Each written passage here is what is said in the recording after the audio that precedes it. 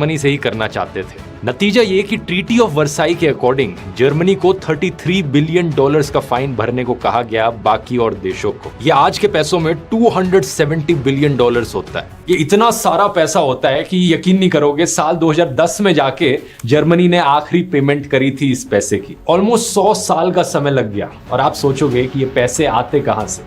Obviously देश से आते, जनता से आते। इस पैसे की पहली पेमेंट करी जाती है जर्मनी के द्वारा साल 1921 में, और तुरंत बाद जर्मनी में भयंकर तरीके से हाइपर इन्फ्लेशन देखने को मिलती है।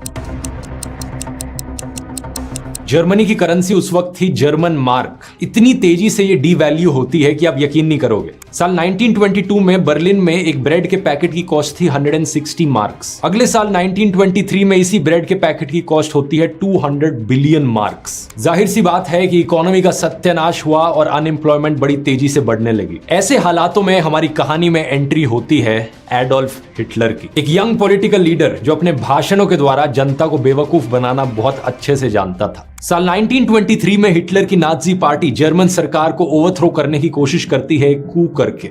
हालांकि ये अटेम्प्ट फेल रहता है, लेकिन हिटलर की पॉपुलैरिटी लोगों के बीच में और बढ़ जाती है। इसकी वजह से